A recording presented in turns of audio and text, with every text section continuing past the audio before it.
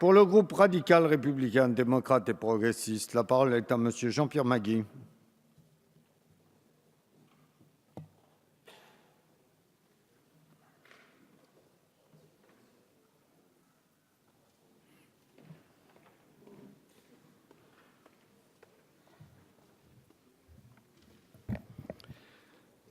Monsieur le Premier ministre, Messieurs les ministres, Madame la Présidente de la Commission de la Défense, Monsieur le Président, la France connaît depuis 2013 un niveau d'engagement militaire inédit dans des opérations majeures en termes de durée et d'intensité, menées simultanément sur plusieurs fronts extérieurs.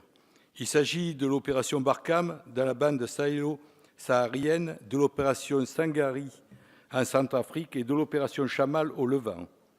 Elle est en route présente au Liban au sein des forces des Nations Unies et sa marine continue à mener des opérations dans le golfe de Guinée et dans l'océan Indien. Elle participe par ailleurs aux opérations navales européennes au large de la Somalie ou en Méditerranée, fournit aussi des éléments à certaines missions des Nations Unies, de l'OSCE et assure des missions de défense aérienne au profit des pays baltes. Le groupe radical, républicain, démocrate et progressiste soutient cet engagement, car il repose sur une responsabilité particulière de notre pays au nom de ses valeurs, en tant que membre du Conseil de sécurité des Nations Unies, d'une part, de son histoire et du maintien de son influence et des impératifs de sa sécurité, d'autre part. Ainsi, la France intervient pour des motifs humanitaires, afin de protéger des populations civiles menacées. C'est le cas de l'opération Sangari en Centrafrique, qui est intervenue en décembre 2014 pour faire cesser les exactions et l'affrontement de groupes armés qui auraient pu conduire à une situation de génocide. Ce motif humanitaire a été aussi un élément déclencheur de l'intervention en Irak contre Daesh pour éviter les massacres de populations civiles. Notre pays intervient par ailleurs pour apporter conseil et formation à des forces armées ou de sécurité de pays fragilisés. C'est le cas de la mission de la force d'Amman au Liban et au sein des missions de l'Union européenne contre l'EUTM Mali ou en RCA. La France agit aussi pour mettre un terme à des conflits à la demande des autorités d'un pays ou du Conseil de sécurité des Nations Unies. Il s'agit alors de missions de stabilisation afin de rétablir la sécurité nécessaire à un processus de transition démocratique, au rétablissement des institutions et d'engager le désarmement des groupes armés. C'est le cas de l'intervention Sangari en Centrafrique depuis 2013 et pour partie de Serval au Mali depuis 2013, suivi de Barkhane depuis 2014.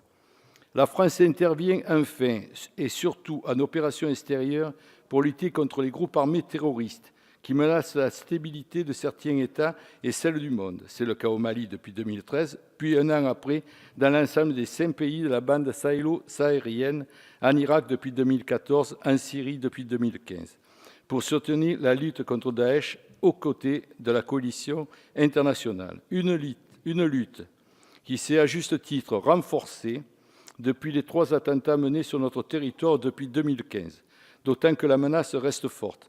La France est un des pays les plus visés au monde par Daesh, mais aussi par Hakim et Aqaba.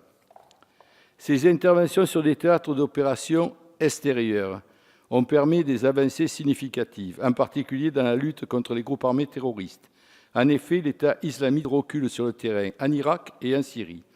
Depuis le début de l'opération Chamal en septembre 2014, l'armée française a effectué d'importantes sorties aériennes et mené 10% des frappes au total en appui des forces irakiennes. Plus d'1 millier de combattants de l'EI ont été neutralisés et des centres de commandement et d'entraînement détruits, notamment autour de Raqqa. Ramadi est tombé. Les forces spéciales ont formé 1500 commandos irakiens et appuyé les Peshmerga kurdes à qui la France livre des armes. Le bilan est donc positif à l'heure où la reprise de Mossoul et Raqqa se dessine. Au Sahel, la pression sur les groupes armés terroristes porte ses fruits, puisque le dispositif militaire réduit leurs sanctuaires, perturbe leur trafic, neutralise leur arsenal. Plus de 200 djihadistes ont été neutralisés depuis le début de l'opération, essuyant des pertes logistiques importantes.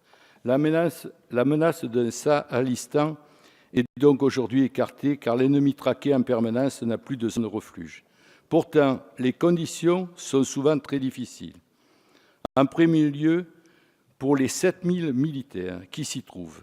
Ces théâtres, notamment au Sahel et au Levant, sont situés dans des zones climatiques et géographiques particulièrement rudes, en raison de leurs caractéristiques difficiles, forte chaleur, vent de sable et dureté du terrain.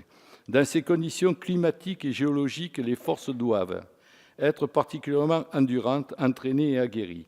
Nous saluons leur courage, comme nous pensons à ceux qui ont perdu la vie sur ces théâtres d'opération.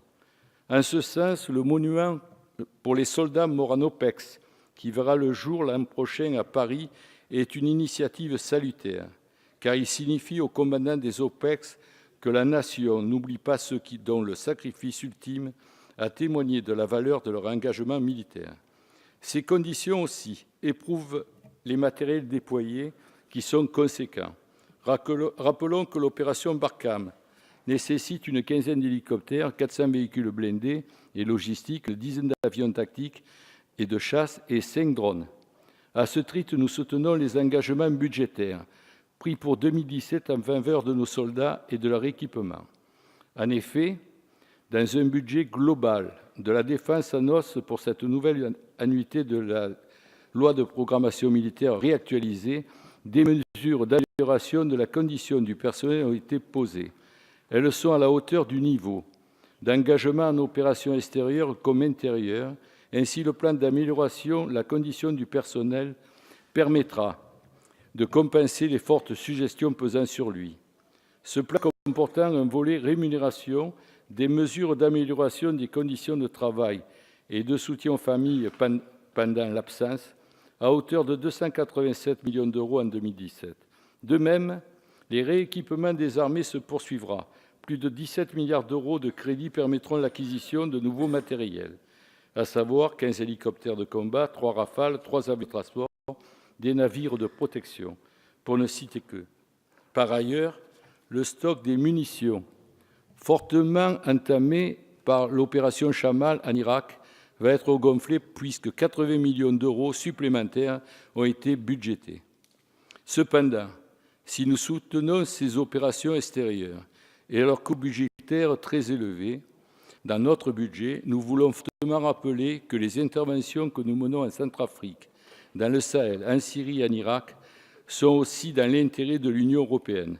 Elles profitent à tout le continent. Par conséquent, la France serait en droit de demander de déduire de son déficit le coût de ces opérations militaires extérieures au regard du respect des critères du pacte de stabilité et de croissance, ou le cas échéant d'obtenir une participation financière de l'Union européenne aux opérations militaires françaises au motif qu'elles sécurisent l'ensemble du continent. Par ailleurs, rappelons-le encore, il est impératif de mettre en place une Europe de la défense. À ce titre, nous saluons, Monsieur le ministre, la feuille de route signée le mois dernier par votre homologue allemand pour relancer la défense européenne. Elle facilitera, avec l'appui d'États membres volontaires, la mise en place d'opérations dans le cadre de la politique de sécurité et de défense commune. La France a un rôle moteur à jouer dans ce domaine, d'autant que, dans le contexte du Brexit, elle sera demain la première puissance militaire de l'Union européenne. Nous espérons ainsi que l'année 2017, qui marquera le 60e anniversaire du traité de Rome, marquera des avancées sur le terrain laborieux de la défense européenne. Enfin, je terminerai en citant un propos du chef d'état-major des armées, le général De Villiers, disant que gagner la guerre ne suffit pas à gagner la paix. Les armées doivent en effet pouvoir compter sur les puissants effets de levier que sont l'action politique et diplomatique. À ce titre, nous saluons l'initiative du ministère des Affaires étrangères de réunir à Paris demain une vingtaine de pays pour préparer l'avenir politique de Mossoul après la bataille militaire. Je vous remercie. Merci pour le groupe Gauche démocrate.